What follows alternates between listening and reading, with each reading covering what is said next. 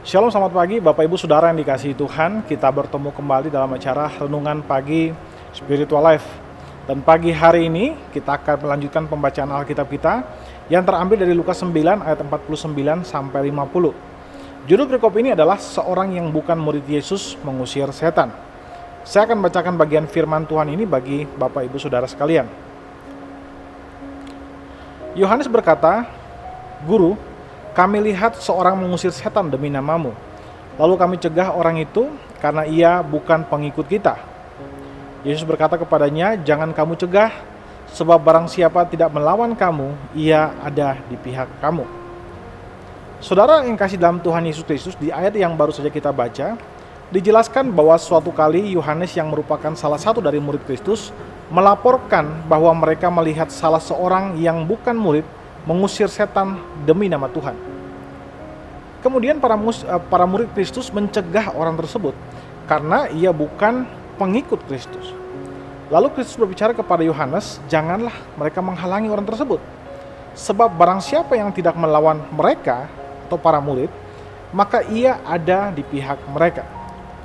Saudara, di dalam ayat yang baru saja kita baca, kita melihat episode berikutnya dari persaingan di antara para murid. Masalahnya bukanlah apakah orang yang mengusir setan tersebut telah mengajarkan ajaran yang sesat atau yang benar. Masalah yang sebenarnya adalah apakah orang tersebut diperbolehkan mengusir setan padahal dia bukan bagian dari murid Kristus. Ada banyak penafsir berkata bahwa kemungkinan besar orang ini memang bukan bagian dari murid Kristus, tapi dia mengikut pelayanan Kristus sehingga dia bisa menirukan atau memahami apa yang diajarkan oleh Yesus, khususnya tentang bagaimana mengusir setan demi nama Kristus atau dengan otoritas Kristus. Nah, pertanyaan murid-murid ini lahir dari terusiknya rasa istimewa mereka sebagai murid-murid Kristus. Mereka merasa bahwa selama ini mereka berpikir bahwa mereka adalah orang-orang yang punya keistimewaan untuk mengusir setan karena mereka sudah menerima kuasa dari Kristus.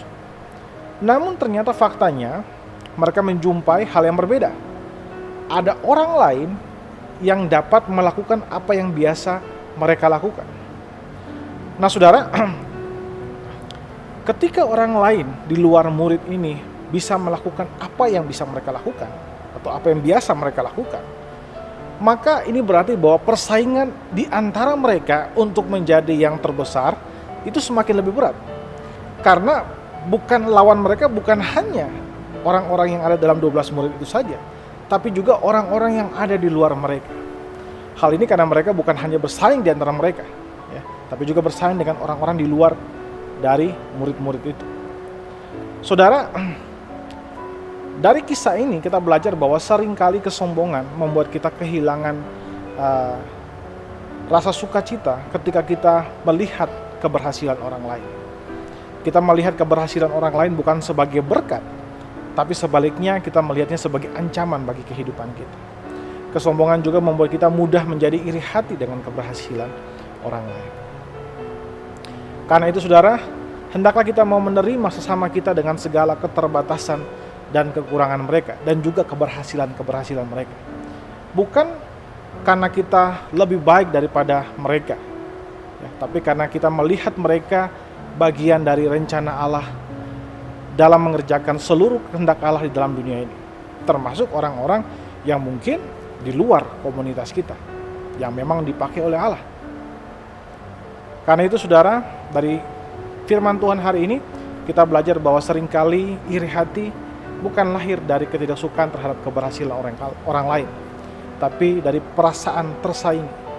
Karena itu kita harus mengawasi hati kita, mengawasi batin kita untuk menyadari bahwa keberhasilan orang lain juga merupakan bagian dari rencana Tuhan untuk memuliakan rencana Tuhan di dalam kehidupan semua kita.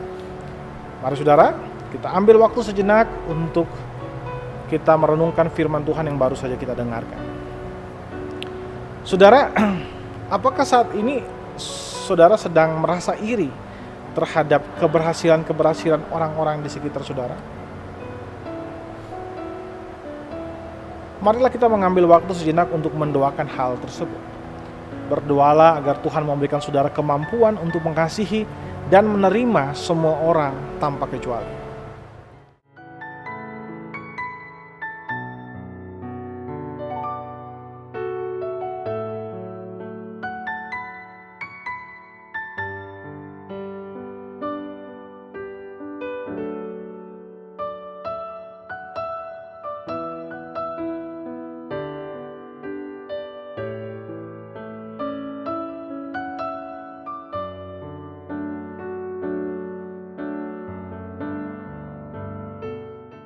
Saudara, percayalah bahwa Tuhan akan memberikan saudara anugerah dan kemampuan untuk mengasihi dan menerima semua orang, dan juga menghindarkan diri kita atau hati saudara dari iri hati kepada keberhasilan orang lain.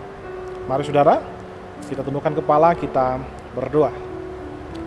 Ya Tuhan Allah Bapa kami bersyukur buat kasih dan setiamu bagi kami. Terima kasih Engkau sudah memberikan kepada kami istirahat yang nyenyak semalam. Dan pagi hari ini kami boleh bangun dengan kesegaran yang baru. Kami percaya itu karena kasih dan karunia bagi kami Tuhan. Bapa, sekarang kami akan memulai semua aktivitas kami. Engkau ajar kami untuk melakukan segala sesuatu dengan baik Tuhan Yesus. Sehingga apapun yang kami kerjakan itu mempermuliakan nama-Mu. Jagai hati kami Tuhan, sehingga kami tidak mudah jatuh ke dalam iri hati kepada keberhasilan orang lain. Tapi ajar kami untuk rendah hati, untuk mendoakan keberhasilan orang di sekitar kami, sehingga keberhasilan mereka juga mendatangkan kemuliaan bagi nama-Mu saja. Terima kasih Bapa. Di dalam nama Kristus Tuhan kami berdoa kepada Bapa Surgawi. Haleluya. Amin. Amin. Bapak Ibu Saudara dikasih Tuhan, selamat pagi, selamat beraktivitas, dan Tuhan Yesus memberkati kita semua.